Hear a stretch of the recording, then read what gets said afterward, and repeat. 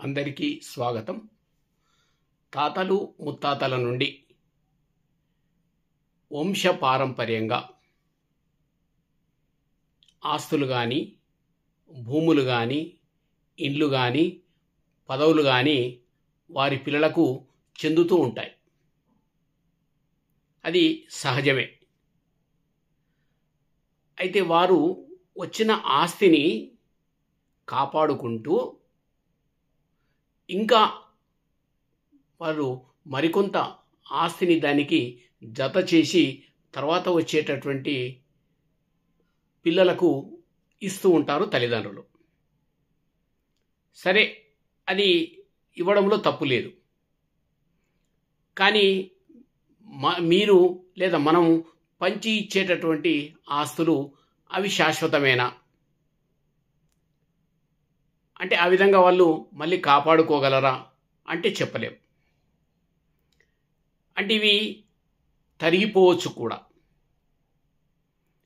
అందుకే తరిగిపోయే ఆస్తుల కన్నా తరిగిపోని ఆస్తులు, తరిగిపోని సంపాదన మనం పంచి ఇస్తే అది వారసత్వంగా వస్తే ఇంకా చాలా బాగుంటుంది.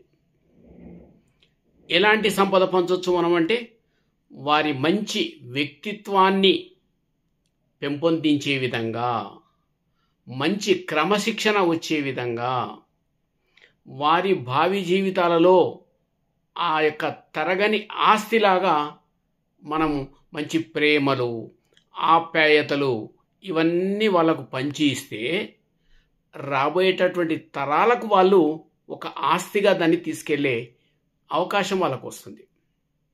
మన ప్రకృతి సంపద కూడా, మన ప్రకృతిని ఎలా కాపాడుకోవాలి, ఈ ప్రకృతి సంపద ఏంటి, ఇది ఎట్లా మనం వంశపారంపర్యంగా అభివృద్ధి చెందుతూ ఉండాలి.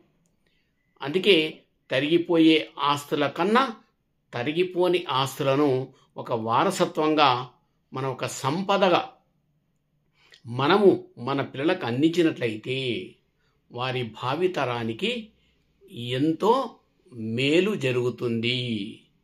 కాబట్టి తల్లిదండ్రులుగా మనం ఒకసారి ఆలోచన చెయ్యాలి. అది ఆస్తులు అంటే కేవలం డబ్బొక్కటే కాదు, మిగతా తరిగిపోని ఆస్తులు, తరిగిపోని సంపాదన ఇచ్చేటటువంటి ప్రయత్నం మనం మన పిల్లలకు చేయాలని కోరుతున్నాను.